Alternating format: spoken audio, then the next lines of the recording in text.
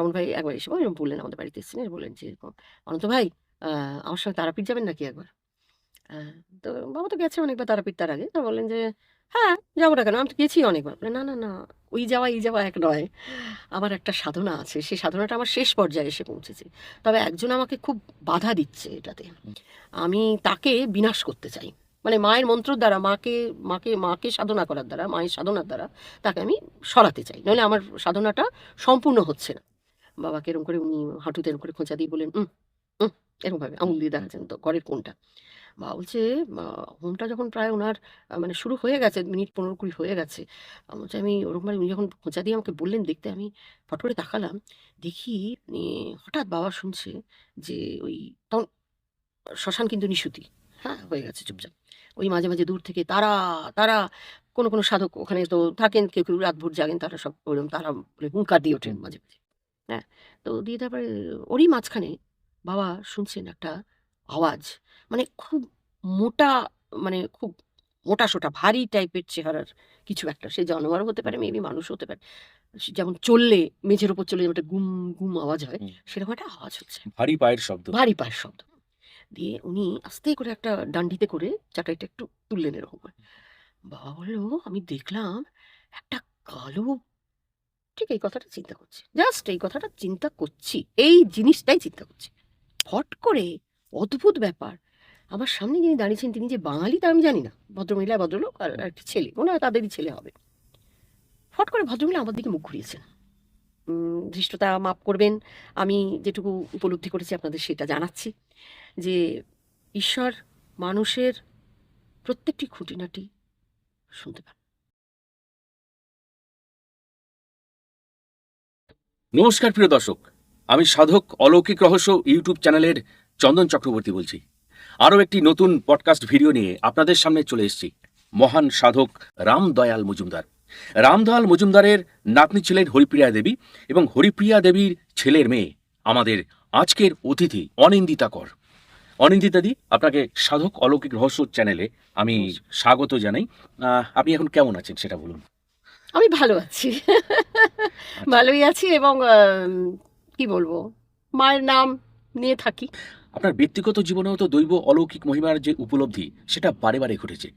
তা সেই কথাগুলো এবার দর্শকরা যদি একটু জানতে পারতেন তাহলে খুব ভালো হতো, যদি আপনি শুরু করেন। নিশ্চয়ই। এবার এই রমন ভাইকে নিয়ে আরেকটা ঘটনা। আচ্ছা। যে এই রমন ভাই একবার এসে আমার তারপরে রমন ভাইয়ের যাতায়াত ছিল আমাদের বাড়িতে, অনেকবার এসছে।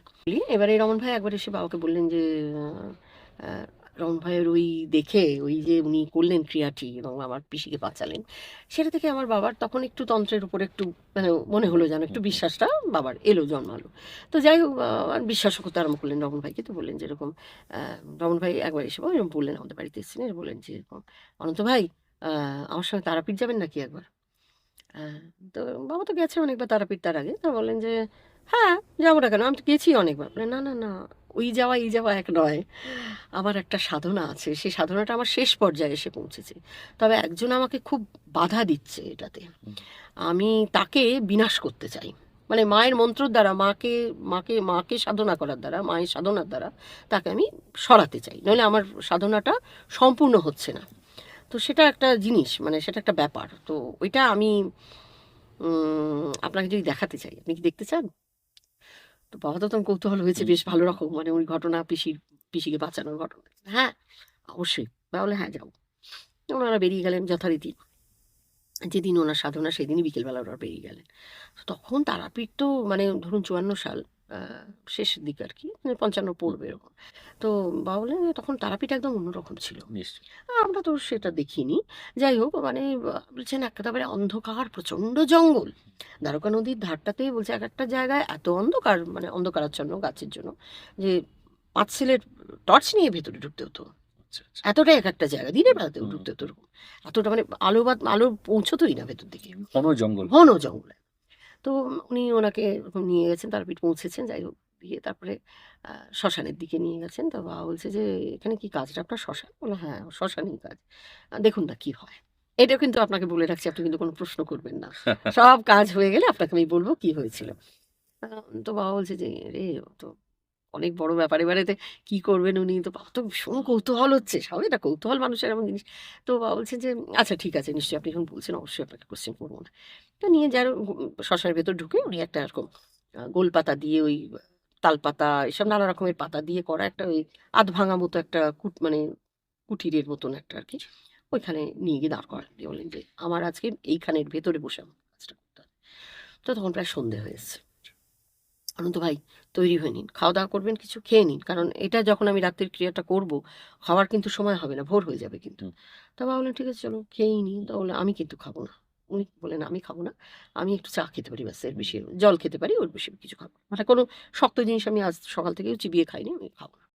ঠিক আছে বাবা তো খেয়ে নে। বাবা না ভাই আমার তো খিদে পেয়ে যাবে, রাত ভোর জাগতে হবে। নিশ্চয়ই। তো চা পেলে ভালো হতো, বলে ঠিক আছে সে চা আপনি খান, আর খাবারও আপনি যা খাবেন খেয়ে নিন। খেটে নিয়ে বাবা হাত মুখ ধুয়ে পুরো ভেতরে ঢুকেছে। কুঠিরটার ভেতরে, ভেতরে কুঠিয়া আরকি। তো ভেতরে ঢুকে আসন-টাসন উনি বার করে পাতলেন-টাতলেন। বাবা বলছেন যে কুঠিরের ভেতরে একটা ছোট্ট একটা প্রদীপ জ্বাললেন উনি, কিন্তু ভেতরটা বেশ অন্ধকার। আলো ছায়া, আলো ছায়া। আর এতে মানে কুটিরের দরজা বলে কিছু নেই। ওই যে মৃতদেহ শব যে আসে, সেই তার যে সমস্ত চাদর বা ছেঁড়া হুম।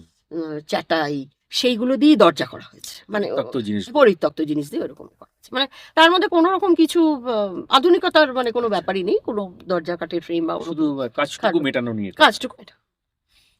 ওখানে ওরকম অনেকেই ছোট, ছোট কুটিয়া রয়েছে। তখনকার দিন তো ওইরকম হুম, দেখো সাধু সন্তদের তাদের তারা যখন সাধন ভজন করতেন, সব সাধনাও তারাপীঠে বসে অনেক সাধু সব সাধনাও করেছেন ভালো যারা। তারা খেপার নাম আমরা তো শুনেইছি। শঙ্কর খ্যাপা। শঙ্কর খ্যাপা। আচ্ছা, এবারে সব সাধনা করেছেন মানে তাদের তো পার্থিব জিনিসের ওপরে তো কোনো না, আকর্ষণ নেই। মানে না। তারা যে কুটিয়া করে থাকতেন সেখানে ওই হয়তো একটা খুব বেশি হলে একটু খড় পেতেই শুতেন এরকম একদম। ব্যাপার। একটা কম্বল হয়তো কেউ দিল দানে বা ওই শব্দে হয়েছে তার সঙ্গেই যে কম্বল বা চাদর সেই হুম, পেতেই সেটাই। শুয়ে পড়লেন। এগুলো তো ওনাদের কাছে কোনো ব্যাপার না। হ্যাঁ, তো যাই হোক এবারে ভেতরে উনি বসলেন তো খড়ের ওপরে কম্বলের আসন-টাসন পেতে বললেন, "অনন্ত ভাই আপনি বসুন।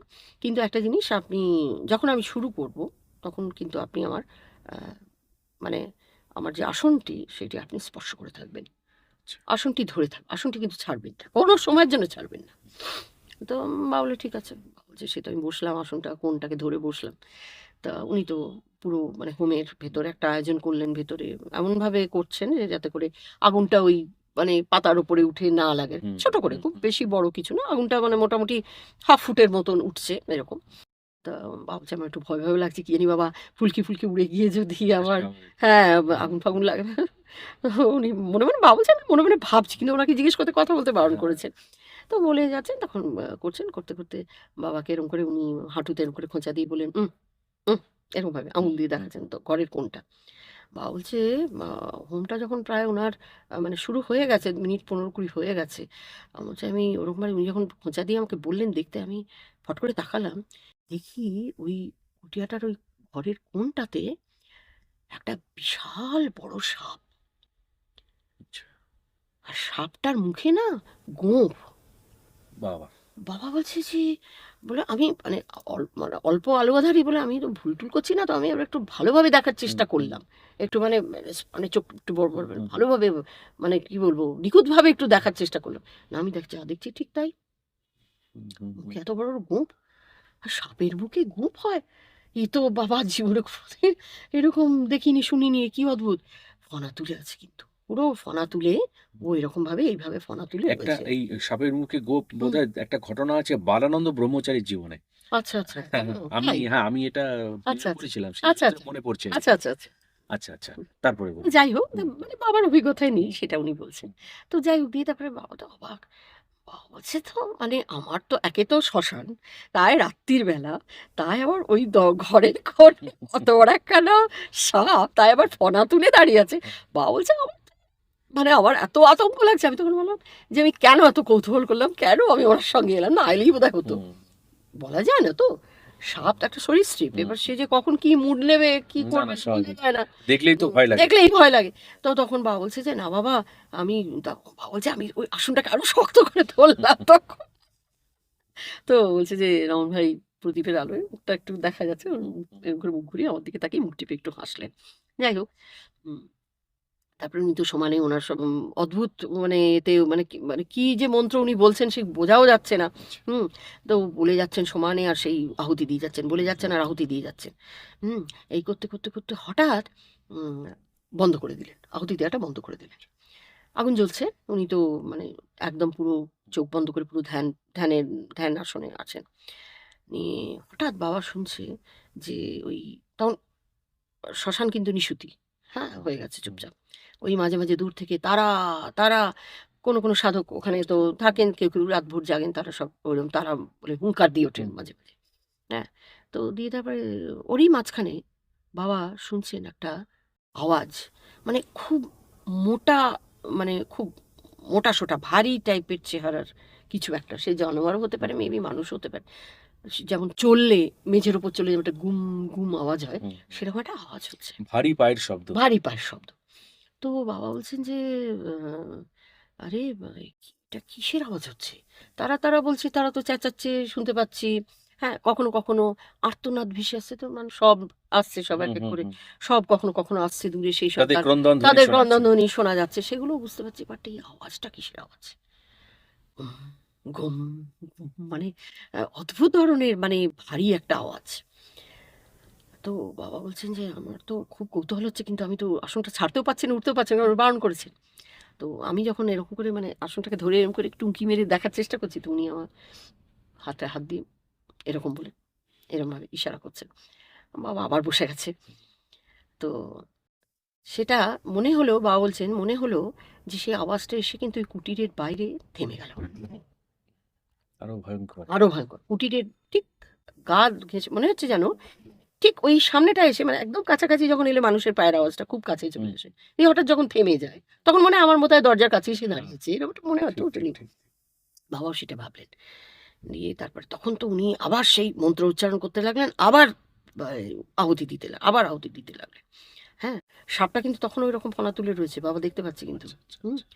দিয়ে তখন বলছে যে এরকম করতে করতে করতে করতে করতে করতে বাবার হাতে ঘড়ি ছিল, হুম, তো ঘড়িটার দিকে দেখছেন, ঘড়ির দিকে দেখেন যে রাত্রি 3টে।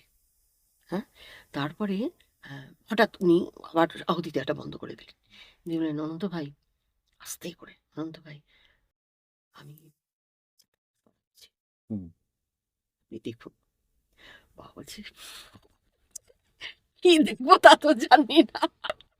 বাবা বলছে মানে আমার তখন গলগল করে, শীতের রাত ছিল, পুরো গলগল করে আমি ঘামছি, মানে আমার ভেতরের সমস্ত জামা কাপড় বুঝতে পারছি সব ভিজে গেছে। হুম দিয়ে উনি আস্তে করে একটা ডান্ডিতে করে চাটাইটা একটু তুললেন এরকম করে। বাবা বললো আমি দেখলাম একটা কালো পা, একটাই পা, দুটো পা নয়, একটা পা, মানুষেরই মতো পা, আচ্ছা, মানে 4টে হাতির পা একসঙ্গে করলে যত মোটা হবে আচ্ছা। সেই সাইজের একটা পা। মানে মনে হচ্ছে যেন, মানে সামনের যে ফিল্ডটা, মানে বেরিয়েই তো শ্মশান, হ্যাঁ, হ্যাঁ। পুরোটাই যেন ওই পাটাতে ঢেকে গেছে এরকম মনে হচ্ছে আচ্ছা, তার বিস্তারটা। বিস্তারটা। হুম। মানে আবছা আলো আধারিতে বোঝা যাচ্ছে মানুষেরই পায়ের মতো নখ রয়েছে, রয়েছে কালো কুচকুচে একটা পা, ওইরকম ওটা পাটা রয়েছে ওখানে দাঁড়িয়ে। আচ্ছা। তখন আবার উনি মুখে হাত দিয়ে এরকম করে বললেন, কোনো আওয়াজ নেই। ভাবছি আমি আরেকটু হলে আওয়াজ করেই ফেলছিলাম, হুম, হুম, এই কি এবার এরকম একটা কি হুম। হয় মানুষের হ্যাঁ, প্রচন্ড উত্তেজনা হলে কি। তখন উনি আবার আবার আহুতি দিতে লাগলেন, আবার আহুতি দিতে লাগলেন। দিয়ে লাস্টে উনি কি দুর্বোধ্য ভাষায় কি যে বললেন ভগবান জানে।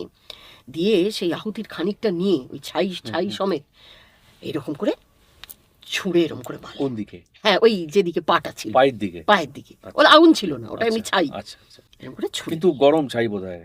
মানে ওরকমই উত্তপ্ত হবে, তো হবেই। উত্তপ্ত হবেই, কারণ হয় কি হোমটা যখন করে মানুষ তখন ওই ছাইগুলো চারপাশে হ্যাঁ, ছড়াতে জমতে থাকে। থাকে, এদিক ওদিক পড়তে থাকে, জমতে থাকে, সেখান থেকে খানিকটা সেখান তুলে থেকে নিয়ে। নিচ্ছিল। দিয়ে যেই ছুঁড়ে দিলেন উনি, সঙ্গে সঙ্গে ঠিক সেই ওরকম গুম গুম আওয়াজ। আচ্ছা, আচ্ছা। মনে হচ্ছে যে আস্তে আস্তে সেটা, আস্তে আস্তে আওয়াজটা কমতে থাকছে, মানে সরে যাচ্ছে। আবার উনি লাঠিটা তুলে এরকম করে দেখালেন। আচ্ছা। বাউল আমি দেখলাম আস্তে আস্তে আস্তে আস্তে সেটা এগিয়ে এগিয়ে এগিয়ে যাচ্ছে, সরে যাচ্ছে, মানে মানে দূরে সরে পালিয়ে যাচ্ছে। যাচ্ছে, দূরে সরে যাচ্ছে। হ্যাঁ আচ্ছা, দিয়ে আস্তে আস্তে সরে গেল, আর রইল না। তখন প্রায় 4:30 বেজে গেছে ভোর। আচ্ছা। হ্যাঁ দিয়ে তখন রমন ভাই বললেন যে এরকম কি দেখলেন বলুন, অনন্ত ভাই কি দেখলেন? বলে বাবা ও যে আমি বিভৎস জিনিস দেখলাম, এটা কি, ব্যাপারটা কি? বললে না এক পিশাচ, মানে এটা হয় কোনো আচ্ছা। সাধনার যখন মানুষ একবারে মানে একটা সে একটা জায়গায় এসে পৌঁছবে আর সাফল্যের কি, দ্বার প্রান্তে সাফল্যের দ্বার পৌঁছায়। প্রান্তে পৌঁছয় বা সিদ্ধি হুম, যেটা হুম, হয় সিদ্ধি লাভ, সেই জায়গাটা এসে তখন কিন্তু কিছু জিনিস তাকে বাধা দেয়। কিন্তু আমি এটা আমি ফিল করেছিলাম এবং এ আমাকে একবার নয় অনেকবারই আমাকে দেখা দিয়েছে।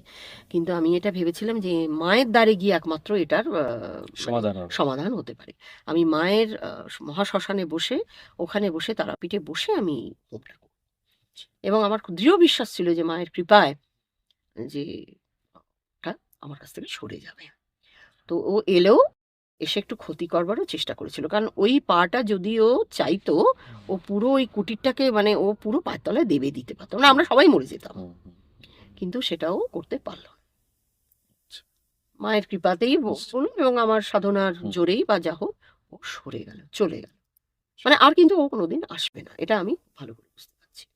বাবা বলল, তৎক্ষণাৎ আমি মুখটা ঘুরিয়ে দেখলাম যেখানে সাপটা ছিল, হুম, সাপটা নেই। বাবা! যতক্ষণ উনি হোম করছিলেন ততক্ষণ ওই সাপটা বসেছিল। মানে সাপটা তো ক্ষতি করার জন্য নিশ্চয়ই আসেনি, না, নাকি? নিশ্চয়ই হতে পারে। কিছু একটা ছিল পাহারা দেবার বা কিছু হয়তো হুম, রক্ষা করবার হুম, জন্যে কোনো রূপ ধরে হয়তো সে এসেছিল। ঠিক। হ্যাঁ, এবং সাপটা খুব মানে বয়স্ক, মানে বহু পুরনো সাপ। হুম, সে আর ও বলে দিলেন, রমন ভাই বললেন যে, "এই সাপ এখানে বহু বছর ধরে বসবাস করছে।" হ্যাঁ? এবং একে আমি আগেও দেখেছি, অনেকবার দেখেছি। এ কিন্তু ক্ষতি করে না, হুম, ক্ষতি করে না। বরং ওই একবার করে মুখ বার করে আসে, দাঁড়ায়, আবার চলে যায়। কিন্তু বাবা বলে যে, "এটা আমার অদ্ভুত লাগলো রমন ভাই, যে আপনি যতক্ষণ বসে, বসে আপনি হোমটা করলেন এবং সেই পিশাচ এলো, চলে গেল সবকিছু, ততক্ষণ কিন্তু সাপটা সে ছিল গো।" ছিল। এবার কিচ্ছু বলেনি। একদম ফনা তুলে স্থির। মানে যে ফনাতে একটা দোলা বা হুম, কিছু হুম, বা হুম। কিছু বা ফোঁস করা বা একটা আওয়াজ করা, কিছু নাথিং, কিচ্ছু না। চুপচাপ ওই হোমটা দেখছে। হ্যাঁ, ও একদম মুখ করে আমাদের দিকে মুখ করে তাকিয়ে বসে রইল এবং আবার যেই হোম শেষ হলো অদ্ভুতভাবে বাবা বলল, যখন আমি ওই যে সিনটা দেখলাম, হুম, ওই হ্যাঁ, হ্যাঁ। অদ্ভুত ব্যাপারটা, ওই পাটা, তখন তো আর সাপটার কথা খেয়াল নেই। না, না, না। তখন হুম, সেটা মানে কি বলবো সাধারণ ব্যাপার হয়ে গেছে। সাধারণ ব্যাপারে মন থেকেই তখন হুম, উড়ে গেছে। হুম, হ্যাঁ? তো কাজেই এবারে যখন আমি নজরটা পড়ল, তো হুম। তখন দেখলাম নেই। খুব শিহরণ জাগানো ঘটনা এটা। খুব শিহরণজনক ঘটনা। মানে এরকম ঘটনা মারাত্মক। আমি সাধারণত ব্যক্তিগত কোনো হুম, মানুষের ব্যক্তিগত স্তরে এগুলো স্তরে সাধারণত, হুম, এবং আমার বাবা তো খুব একটা বড় সাধক-টাধকও হুম, কিছু হুম, ছিলেন না যে হুম, হ্যাঁ, উনি এসব এর মধ্যে থাকবেন বা দেখতে পাবেন বা এরকম কিছু। মানে একটা অদ্ভুত ঘটনা। এবং সত্যি কথা বলতে দিদি আপনি হুম, যে ঘটনাটা বললেন, হ্যাঁ, আ সেই ঘটনাটা হয়তো সাধক অনেকেরই হয়তো এরকম আরো অনেক অভিজ্ঞতা থাকেন। হ্যাঁ, আ অবশ্যই। সেগুলো তারা কিন্তু সাধারণত এগুলো বোধহয় গুপ্তই রাখেন। কিন্তু হ্যাঁ, আমাদের সৌভাগ্য হ্যাঁ, যে ওনার এই ঘটনাটা আপনার মাধ্যমে হ্যাঁ, আমি এবং সমগ্র সাধক অলৌকিক রহস্য ইউটিউব চ্যানেলের দর্শকরা একদমই, সারা একদমই। পৃথিবী জুড়ে হ্যাঁ, হ্যাঁ, শুনতে পাচ্ছি এবং এই প্রসঙ্গে আপনাদের বলে রাখি মাঝখানে এই বিষয়টা যে আপনারাও যারা আপনাদের দৈব অলৌকিক ঘটনাগুলি সেগুলো নিজের জীবনে ঘটা হোক বা প্রকৃতপক্ষে ঘটেছে সেগুলো শোনা হোক আমাদের কাছে শেয়ার করতে পারেন 9875585972 এই হোয়াটসঅ্যাপ নাম্বারে দয়া করে ফোন করবেন এই নাম্বারে হোয়াটসঅ্যাপ করবেন ভয়েস করে পাঠাবেন আপনার ঘটনা রেকর্ডিং করে আপনার শুনে নেব যদি প্রচারযোগ্য মনে হয় তাহলে অবশ্যই আপনার সাথে আমরা যোগাযোগ করে নেব এবং আপনার ঘটনা শুনতে পাবে এই সারা পৃথিবীর আধ্যাত্মিক বাঙালি আহ, দিদি হ্যাঁ। এরপর আর কি ঘটনা আমরা জানতে আরো পারছি একটা ঘটনা আমি খুব রিসেন্ট আমি বলছি। দেখুন, সাধু সঙ্গ করার বা সৎসঙ্গ করার এই যে একটা মানে আন্তরিক, যে ভেতর থেকে অন্তর থেকে যে একটা ইচ্ছা বা ভালো লাগা, একটা ভালো হুম, লাগার ব্যাপার নিশ্চয় থাকতে হবে তো। মানে শুধু দেখুন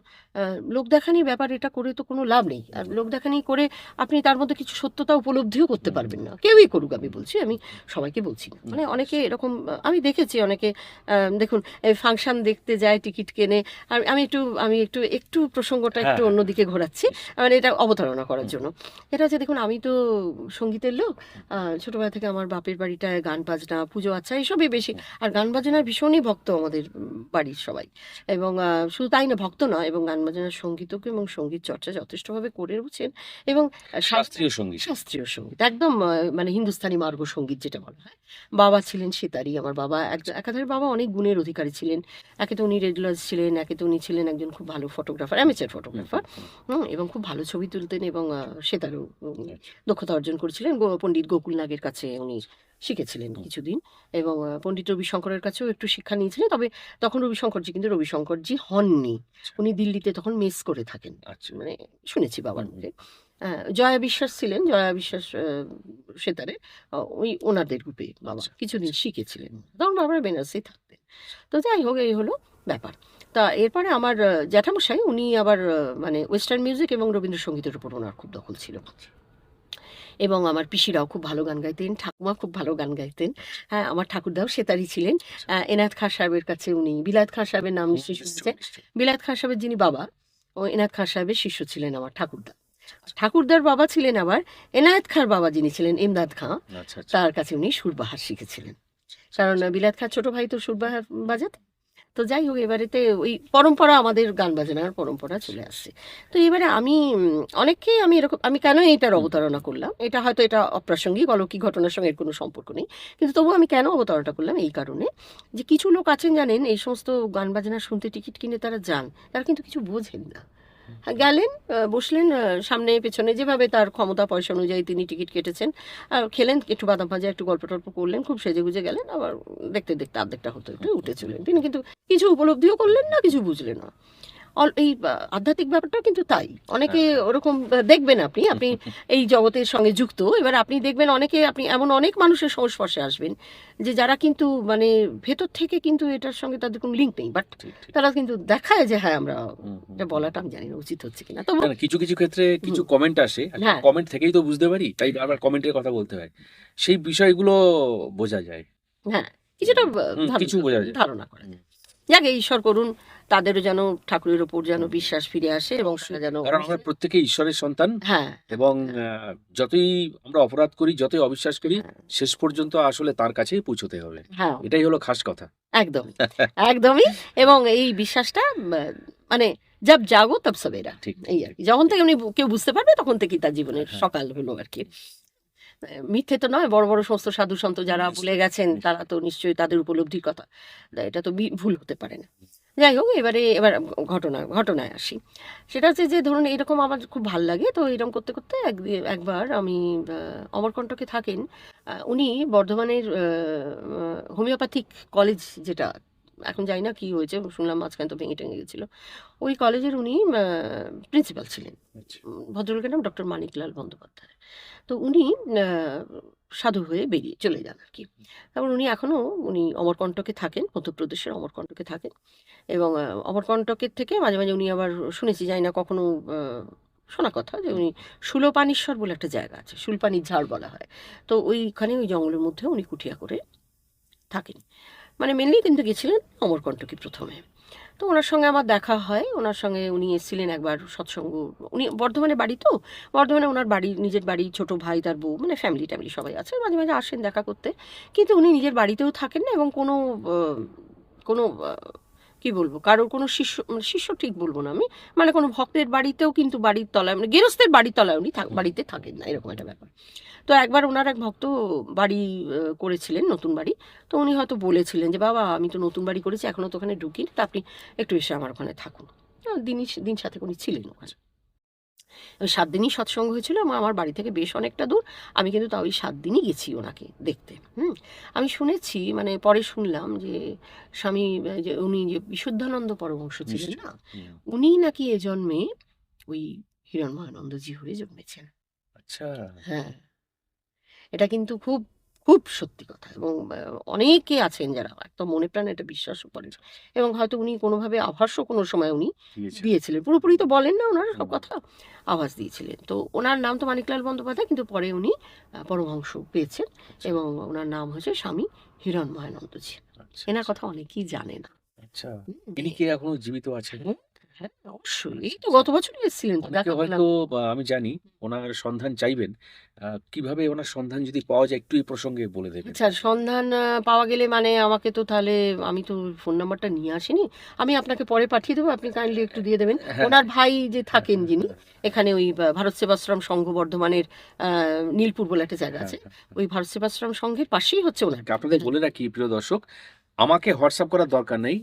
দিদি যখন ওই বিষয় নিয়ে আমাকে কোনো তথ্য দেবেন, আমি কমিউনিটি পোস্টে দিয়ে দেবো। Community post. এটা একটু কথাটা খেয়াল রাখবেন। পোস্ট খেয়াল থাকবেন। POST post. ওইখানে যেমন ভিডিও, তারপরে প্লে লিস্ট, শর্টস, এগুলো থাকে। সেখানেই কলামে দেখবেন পোস্ট, ওই সেকশনে যাবেন, ওখানে গিয়ে টাচ করলেই আমি যখন দেব আপনারা দেখতে পাবেন। বলুন। হুম। তো আমি পাঠিয়ে দেবো আপনাকে নাম্বারটা। হুম। যাই হোক, তো এবারে উনি, আমি বললাম মাঝে মাঝে আসেন, এসে ওই 9 থেকে 10 বছর বাদ বাদ একবার করে আসেন। তো বিগত 9-10 বছর আগে একবার ওনার সঙ্গে আমার দেখা হয়েছে, প্রথম যে দেখাটা বললাম যে ওই ভক্তের বাড়িতে এসেছিলেন, 7 দিন সৎসঙ্গ, 7 দিনই আমি গেছিলাম। তো এরপরে আবার এই গত বছর উনি এসেছিলেন, হ্যাঁ। তো আরও অন্য আরেকজন ভক্তর বাড়িতে উনি এসেছিলেন। তা যাই হোক, সেখানেও সৎসঙ্গে আমি 1-2 দিন গেছিলাম। তারপরে ওইটা বোধহয় পুজো চলে এসেছিল গত বছরে, আর পুজোর টাইমে আমার মেয়েরা সব কলকাতায় এসেছিলো, তো সে সময় মেয়েদের কাছে আমি চলে যাই, যার জন্য আর বাকি দিনগুলো ওনার সঙ্গে আর সৎসঙ্গ করা আমার হয়নি, যার জন্য একটু আক্ষেপও থেকে গেছে আমার। তো ওনার সঙ্গে অনেক রকম কথাবার্তা, উনি অনেক কিছু আমাকে লিখেও দিয়েছেন। মানে শেষ দিন প্রথমবার যখন ওনার সঙ্গে দেখা হলো, আমার 10 বছর আগেকার কথা বলছি, তখন উনি শেষ দিন বলেছিলেন সবাই একটা করে খাতা নিয়ে আসবে। সেই খাতাতে আমি তোমাদের জন্য যা করা উচিত বা যেভাবে তোমাদের জীবন, মানে জীবন এভাবে চালানো উচিত, চলা উচিত, সেটা আমি কিছু জিনিস আমি লিখে দেবো। তো উনি আমাকে কিছু লিখে দিয়েছিলেন, তো সবাইকে দিয়েছিলেন লিখে। তো তারপরে এরপরে যখন উনি এলেন আবার এই গত বছর, তখন ওনার সঙ্গে আমার দেখা হয় এবং 2 দিন আমি পরপর সৎসঙ্গ করি। এবার উনি লাস্ট মোমেন্টে উনি বলেছিলেন যে, আমি বলছিলাম বাবা আপনার সঙ্গে আমার একটু আলাদাভাবে কথা বলা আছে, এটা কি বলা যাবে? বললো হ্যাঁ, ওই শেষ দিনে যেদিন আমি, আমার লাস্ট দিন যেদিন এখানে বর্তমানে, সেই দিন তুমি এসো, কিন্তু তুমি ঘরে, আমি থাকবো ঘরে, তুমি একা আসবে, কিন্তু সঙ্গে কাউকে আনবে না, যারাই দেখা করবো তাদের একাই উনি যেতে বলেছেন। আমি দূর থেকেই ওনার সঙ্গে কথা বলছি। তো বলতে বলতে উনি এরকম বললেন যে এরকম, বললেন কয়েকটা ক্রিয়া আমাকে বললেন, প্রক্রিয়া বললেন, এইভাবে এইগুলো করবে। সেটা আর এখন একটু বলছি না, হ্যাঁ। হ্যাঁ, ব্যক্তিগত ব্যাপার। তো যাই হোক, এবার এতে একটা কথা উনি বললেন, আমি লিখে দিয়েছিলেন যেটা আমার খুব মানে মনে লাগে, যে প্রত্যেক বছর তুমি পারলে একবার করে নর্মদা দর্শন করবে, তাহলে মনের অনেক শক্তি পাবে। তো এই কথাটা না আমাকে কিরকম ভাবে যেন একটা, আমি কিন্তু চন্দন ভাই, আমি কিন্তু মা নর্মদার সময় খুব একটা কিছু কিন্তু জানতাম না। মানে মা গঙ্গাকে নিয়ে যত, সত্যি কথা, এই নর্মদার সম্বন্ধে অনেকেই আমাদের বাঙালিদের মধ্যে একটু কম রয়েছে, হ্যাঁ, এই সম্বন্ধে সন্দেহ নেই। সন্দেহ নেই, না। মানে কম সীমিত মানুষের মধ্যে। তো যাই হোক, অতটা জানতাম না, নাম শুনেছি, হ্যাঁ। তো ওই আমাদের তো মন্ত্রতেই আছে, হ্যাঁ, যে নর্মদা, কাবেরী, সিন্ধু, এদের তো পুজো করাই হয়, গঙ্গা। তো যাই হোক, ওইটুকুনিই জানতাম, আর নর্মদার যে এত মাহাত্ম্য সেটা তো জানতাম না। যাই হোক, উনি বলেছিলেন, তা সেটা আমার মাথায় কীভাবে একটা ভীষণভাবে স্ট্রাইক করে যায়, যে উনি এমন করে বললেন, লিখেও দিয়েছেন উনি। আমি অনেককে এটা দেখালাম, তো অনেকেই বললো, আমার যারা খুব বন্ধু স্থানীয়, মানে আমার বয়সে বড়, যারা, তো বললেন তাহলে তুমি যেও, তোমাকে যখন আমি লিখে দিয়েছে অনিন্দিতা, তুমি মাঝে মাঝে যেও নর্মদা। তো সেই থেকে আমার একটা ওরকম মানে টান হয়ে গেল। তো আমি নর্মদা দর্শন করতে যাবো, নর্মদা দর্শন করতে যাবো। তো কিরকম ভাবে দেখো, যোগাযোগ কিরকম ভাবে হয়। তো আমার হাজব্যান্ডের তো কিন্তু নর্মদার ওপরে বা ওর ওপরে জানারও কোনো ইচ্ছে ছিল না, বা উনি যে যাবেন বা এরকম, আমি তো গেলে আমার হাজব্যান্ডের সঙ্গেই যাবো, আর কোথায় কিভাবে কার সঙ্গে যাবো। তো আমাদের বর্ধমানে একটি ছেলে, আমি নাম করছি না, সে ওই ইউটিউবের মধ্যে আছে। তো সে একটি নর্মদা মায়ের পুজোর জন্য বর্ধমানে একটি মন্দির করবে, বা সব জায়গায় নর্মদেশ্বর শিবলিঙ্গ, ভালো সুন্দর সুন্দর প্রচেষ্টা, এটা একটা শুভ উদ্যোগ, আমি সেটা বলতে পারি। তবে কোনো কারণে সেটা হলো না। তো কয়েকটা মিটিং ফিটিং আমাদের হয়েছিল। তো সেই মিটিংয়ে এক ভদ্রমহিলার সঙ্গে আলাপ হয়, তিনি, তার নাম কবিতার সিনহা, কবিতা দি। তো ওনার সঙ্গে আমার খুব আলাপ হয়ে যায়, এবং উনিও খুব মা নর্মদার উপরে, মানে উনিও খুব উৎসাহী দেখলাম, এবং উনি নর্মদা ঘুরে এসছেন অলরেডি। ওনার কাছেও শুনলাম মহিমা মাহাত্ম্য। তো হঠাৎ করে আমরা ঠিক করলাম তারপরে, যে আমরা মা নর্মদা, মানে অমরকণ্ঠ দর্শন করতে যাব। হ্যাঁ, তো আমরা বর্ধমান থেকে, আমি বললাম যে দেখো, প্লেনেই যাই, ট্রেনেই যাই, সে তো ট্রেনে তো 1-2 দিন লাগবে, লেগে তো নেমে তারপর টুক করে গাড়ি করে টুক করে ওই জায়গাটা চলে যাব, মানে রাস্তাটা, মানে এই যে পুরো যে জার্নিটা, এটা তো আমার ঠিক হবে না, মানে ফিল করা যাবে না সেরকম, হ্যাঁ, এনজয় করা যাবে না। তো আমরা ঠিক করলাম আমরা গাড়ি নিয়ে যাব। আচ্ছা আচ্ছা। ওনার বয়স হচ্ছে গিয়ে তখন, মানে আমি 2024-এর কথা বলছি, ওনার বয়স হচ্ছে গিয়ে তখন প্রায় 74। হ্যাঁ, আর আমার ধরো 66 থেকে আরো তুমি 3 কমিয়ে দাও। হ্যাঁ, তো যাই হোক, এবারে আমরা দুজন ঠিক করলাম, কিন্তু সেটা প্ল্যানটা আমরা খুব একটা বলিনি কাউকে। হ্যাঁ, এবারে বলে সবাই হাসাহাসি করবো, তোদের এই বয়স হয়ে, এই বয়সে তোরা কি এরকম, তোরা কি মানে কিছু অ্যাডভেঞ্চার করতে চাস নাকি, এরকম কিছু যদি বলে ফেলে। কিন্তু আমার ইচ্ছেটা তাই, ওনাকেও বললাম, তো উনি না এক কথাতে রাজি হয়ে গেলেন। তো আমরা দুজনে মিলে আমরা বর্ধমান থেকে বাই কার আমরা মধ্যপ্রদেশ গেছিলাম, অমরকণ্ঠ। 12 দিনের ট্যুর ছিল হুম। এবং ওখানে রামকৃষ্ণ মিশনে আমরা ছিলাম। রামকৃষ্ণ মিশনের ইয়েতে আরকি। তত্ত্বাবধানে। হ্যাঁ, তত্ত্বাবধানে এবং রামকৃষ্ণ মিশনের ওখানে ভেতরে মায়ের মন্দিরের কাছে ১ কিলোমিটার দূরে ওখানে রামকৃষ্ণ কুটির আরকি। তো ওখানে ভেতরে ছোট, ছোট সব কটেজ আছে। মানুষেরা সব গিয়ে আগে থেকে বুক করে থাকতে পারে। আমি আর উনি দুজনে ওখানে গিয়েছিলাম। যাই হোক ১২ দিন ছিলাম। তো চন্দন ভাই আমি বিশ্বাস করো আমি মানে অমরকণ্টক গিয়ে এবং মা নর্মদা দর্শন করে আমি এত অভিভূত হয়ে পড়লাম। আমার যেন কিরকম মনে হলো যে আমার একটা লিঙ্ক আমি ওই হিরণ্যানন্দজির কথা থেকে পাচ্ছি। আচ্ছা। হ্যাঁ, ওই জন্যই বলেছিলেন না হুম, হুম। যে তুমি এসে মাঝে, মাঝে দর্শন করে বলা নয় লিখেও দিয়েছিলেন বললাম আমি। সেই খাতাটা রয়েছে বছরে একবার করে অন্তত। বছরে একবার করে। হ্যাঁ? তো এইটা। আর তার আগেও আমি বলছি আ বললাম যে আমি তখন মা নর্মদার সম্বন্ধে কিছু জানতাম না। তো আমি যখন ওঙ্কারেশ্বর গেছিলাম, ওঙ্কারেশ্বর থেকে তো নর্মদা তো কাছেই। সামনেই, হ্যাঁ। হুম। ওই একটা পুরো রেলিং দেওয়া বারান্দার মতো যেখানে ওই গেছো কিনা আমি জানি না ওঙ্কারেশ্বর। মানে যারা আপনারা হুম। গেছেন দর্শকরা নিশ্চয়ই জানেন। ওই যে যত দোকানপাট সব আছে সেই একটা রেলিং দেওয়া পুরো সেই করিডোরের মতন যেটা দিয়ে গিয়ে ব্রিজটার ওইদিকে উঠতে হয়।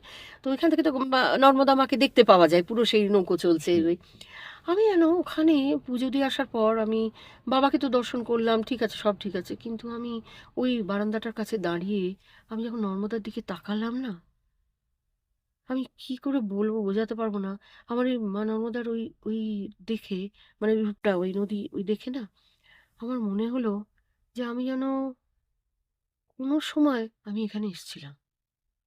হুম। এত একটা মানে টান টান অনুভব করলাম। হুম। যেন পূর্ব পরিচিত। পূর্ব পরিচিত। হ্যাঁ? ওই নৌকো চলছে, ওই যে ধীর স্থির ওই যে জল। হুম। মানে ওর মধ্যে তো খুব একটা স্রোত তো একমাত্র ওই নিস্তব্ধ প্রায়। ধোঁয়াধার হুম। জলপ্রপাত ওইসব দিকে নদীটা খুব জবলপুরের দিকে। জবলপুরের দিকে খুব ঢেউ এসব। কিন্তু ওইখানে তো ওরকম নয়, স্থির শান্ত। ওরকম একটা শান্ত জল ঠিক ওইরকম একটা গিরিখাতের মতো মানে দুপাশ দিয়ে এরকম পাহাড় মানে পাথর মাঝখান দিয়ে এরকম বইছে। এই যে আমি না দাঁড়িয়ে দেখতেই লাগলাম মানে আমার যেন হচ্ছে দেখে যেন আমার আশ মিটছে না। হ্যাঁ, মানে আমি কেন অভিভূত হয়ে হুম, গেলাম। হুম। যাই হোক তারপর যথারীতি ফিরে আসতে হলো। হাসব্যান্ডও গেছিলেন।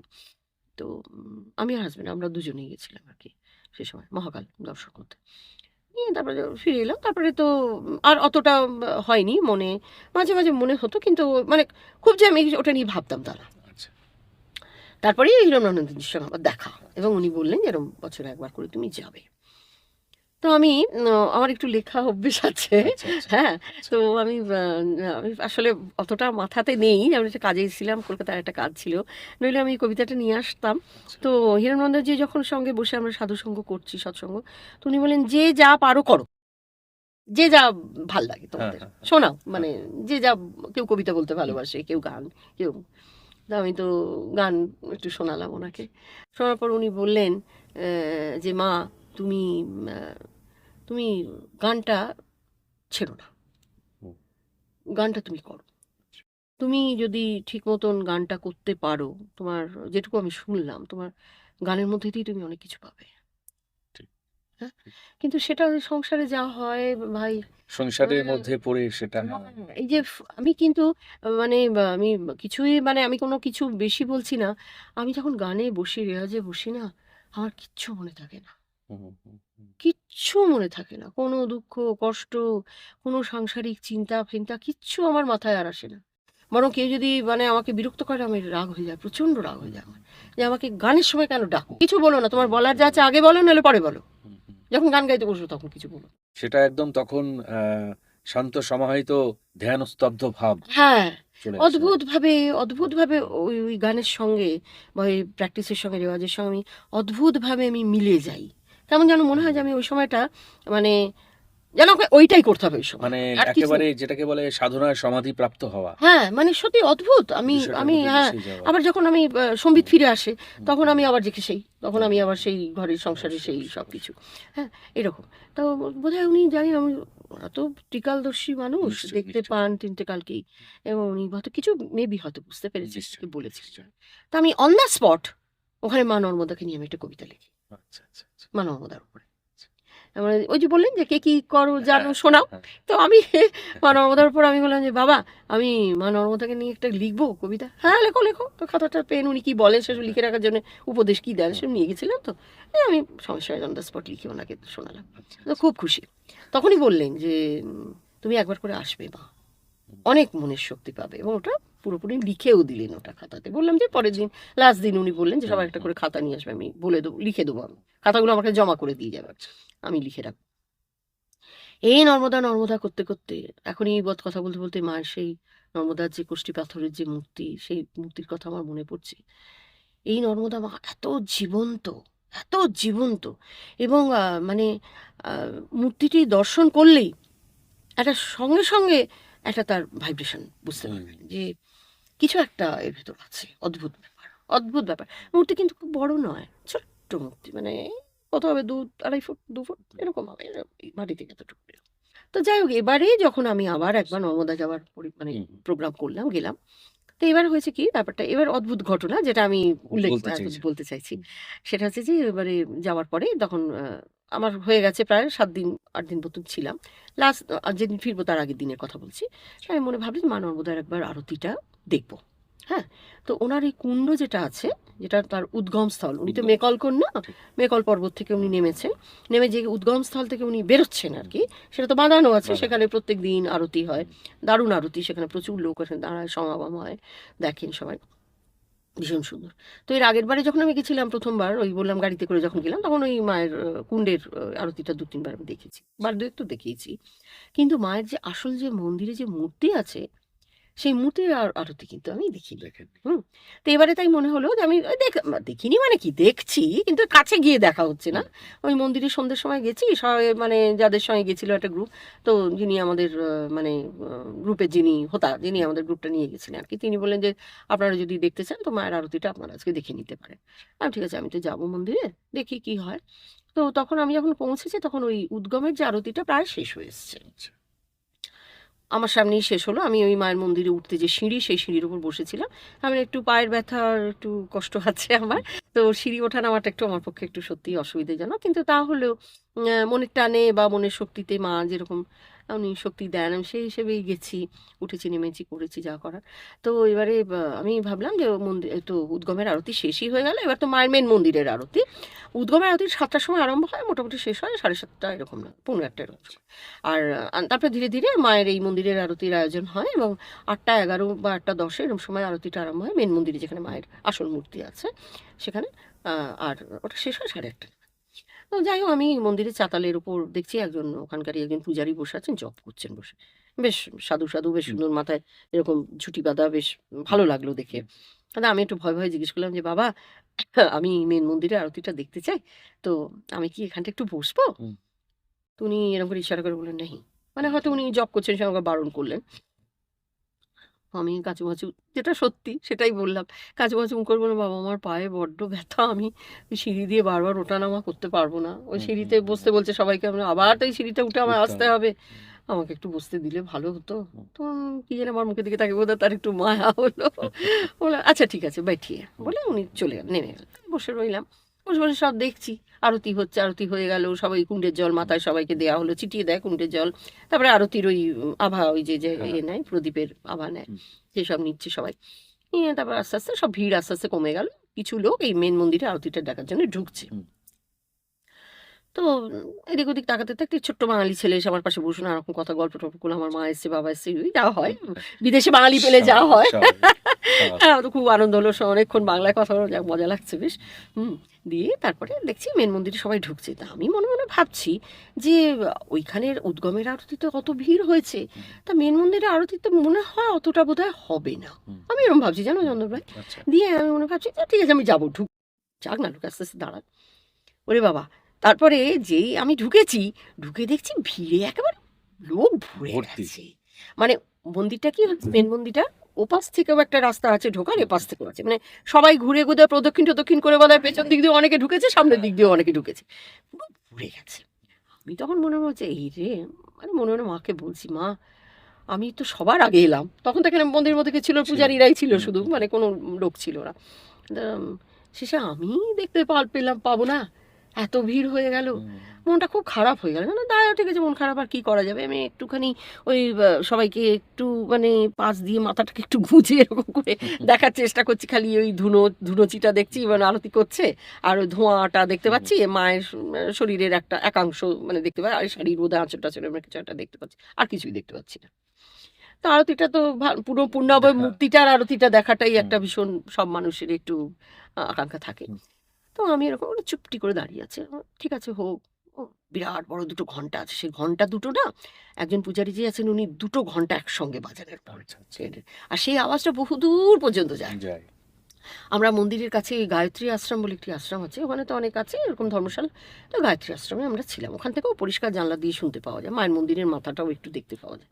তো যাই হোক, আমি শুনতাম রোজ সন্ধ্যেবেলায় যে ওইটা মায়ের যখন আরতি হচ্ছে, আমি ভাবি এই মায়ের মন্দিরে আরতি আরম্ভ হলো।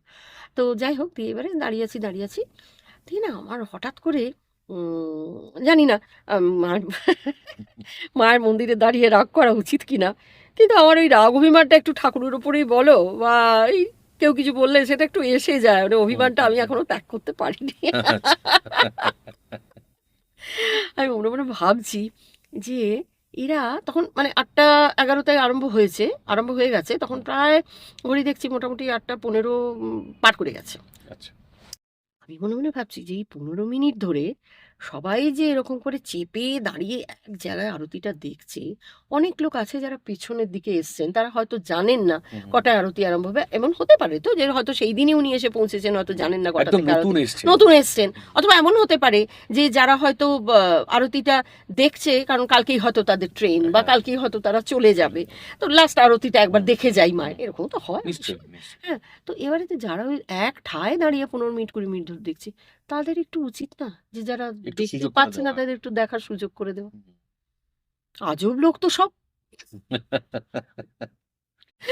আমি রেগে অস্থির হয়ে যাচ্ছি ভেতর মাকে বলছি, মা এরা এত স্বার্থপর যে পেছনে যারা দাঁড়িয়েছে ভাবু তারাও তো একটু দেখতে এসছে, তাদের তো একটু সরে গিয়ে খানিকটা দেখে একটু হ্যাঁ, সরে। হ্যাঁ, হ্যাঁ। ভাই একই তো সেই হাত ঘুরিয়ে ঘুরিয়ে আরতি হচ্ছে, সে একই কি মন্ত্র উনি বলছেন সেটা তো ভালো শোনাও যাচ্ছে না। যাই হোক, গর্ভমন্দিরের ভেতরে তো দিয়ে যাওয়া হচ্ছে, কিন্তু একটু পেছনে যারা দাঁড়ায়, তাদের একটু সুযোগ করে দিলে ভালো হয়, অনেক তারাও তো আশা নিয়ে এসছে। ঠিক এই কথাটা চিন্তা করছি, জাস্ট এই কথাটা চিন্তা করছি, এই জিনিসটাই চিন্তা করছি। ফট করে অদ্ভুত ব্যাপার, আমার সামনে যিনি দাঁড়িয়েছেন তিনি যে বাঙালি তা আমি জানি না, ভদ্রমহিলা ভদ্রলোক আর আর একটা ছেলে, মনে হয় তাদেরই ছেলে হবে। ফট করে ভদ্রমহিলা আমার দিকে মুখ ঘুরিয়েছেন, বলছেন, আমরা তো অনেকক্ষণ ধরে আরতিটা দেখছি, এবার আমরা যাই, এবার আপনারা দেখুন। বাহ! বাহ! আমার গা আবার শিরশির করছে। খুব স্বাভাবিক এটা। আমি মানে মানে আমি আরতি দেখবো কি, আমি স্টান্ট হয়ে গেলাম যে আমি তো ঠিক এই কথাটাই ভাবছিলাম যে এরা এতক্ষণ ধরে দেখছে, তাই একটু তো অন্যদের সুযোগ করে সুযোগ দেওয়া করে দিলে উচিত। ভালো হয়। এটা কি হলো? এই আমার ভাইব্রেশনটা ভদ্রমহিলার মনে কি করে মনে ঢুকলো? এটা তো অসম্ভব ব্যাপার, অসম্ভব ব্যাপার। সত্যিই অসম্ভব। তিনিও সাধারণ মানুষ, আমিও সাধারণ মানুষ, কিন্তু কিছু সাধু যোগী নন যে যে আলাদা আমার করে বুঝেছেন। আলাদা করে মনের ভাবটা উনি বুঝে নিয়েছেন, তাহলে হুম। নয় বুঝতাম যে হুম। হ্যাঁ ঠিক আছে, বুঝেছেন, তার হুম। কারণ আছে। হুম। এটা তো সম্ভব না। এই দর্শকদের আমি ওই জন্য আবার বলছি, আমার ধৃষ্টতা মাপ করবেন, আমি যেটুকু উপলব্ধি করেছি আপনাদের সেটা জানাচ্ছি, যে ঈশ্বর মানুষের প্রত্যেকটি খুঁটিনাটি শুনতে পান। এই যে আমার চিন্তার যে ভাইব্রেশনটা, সত্যি হয়তো সেদিন এত ভিড় ছিল, আমার হয়তো দেখাই হতো না হুম। আরতিটা, হুম। স্বাভাবিক, উনি যদি দাঁড়িয়ে থাকতেন না না সরতেন, দেখা সম্ভব ছিল না। হুম, এবং ক্রমশ আশপাশ থেকে তো ভিড় বাড়ছে, ভিড় আরো বাড়ছে। লোক আসছে, তারাও ফাঁক আসছে। ফোঁক দিয়ে ঢুকে হুম। দাঁড়াবার চেষ্টা করছে। তো আম, সেই মুহূর্তে আমি যে কথাটা চিন্তা করলাম, সেটার ভাইব্রেশনটা ভদ্রমহিলার মনে যায়নি, সেটা গেছে মায়ের কাছে। মা সেটাকে। মা সেটা রিফ্লেক্ট করেছেন, হুম। পাঠিয়ে দিয়েছেন। হুম। আপনার যিনি সরলে আপনার সুবিধা হয়, হ্যাঁ, তার কাছে পাঠিয়ে দিয়েছেন। তার কাছে পাঠিয়ে দিয়েছেন। মানে আমি সত্যি বলছি, আমি অভিভূত, আমি অভিভূত হই। এই জন্যই বলছি, এবং বারংবার আমি এর এর আমি ইয়ে পেলাম, মানে আভাস পেলাম যে ঈশ্বর কিন্তু বোধহয় একটা মৌমাছির যে ডানার যে গুঞ্জন, ডানাটা সে যে নাড়ে বং করে যে একটা আমরা আওয়াজ পাই, তার যে সূক্ষ্মাতি সূক্ষ্ম অংশ সেটাও তার কানে পৌঁছয়। এবার একটা পিঁপড়ে, একটা একদম নিকৃষ্ট প্রাণী যাকে আমরা হয়তো শুধু চোখে দেখি, বুঝতে পারি না, তাদের তো ভাষা আছে। হুম, তারা যখন একের অপরের সঙ্গে, আমরা দেখি না একটা পিঁপড়ের মুখে হ্যাঁ, একটা কিছু ঠেকিয়ে দিয়ে আবার আগে আগে এগিয়ে যায়, এগিয়ে দেখবেন যায়। তুমি পিঁপড়ে সারি যখন যায় কিছু একটা বলে একে হুম, অপরকে। তার আমার মনে হয় সেগুলো ঠাকুরের কানে পৌঁছয়, সেগুলো ঈশ্বরের কাছে পৌঁছে। এটা আমি একবারে মানে, আমি না, আমার বিশ্বাসটা একেবারে দৃঢ় হয়ে গেল। এই যে আমরাও দেখো, আমিও কি মনে করিনি, আমিও তো মানুষ, আমিও তো একজন সাধারণ মানুষ, আমি তো কিছু যোগীও নই, ভোগীও নই, মানে ত্যাগীও নই, কিছুই নয়।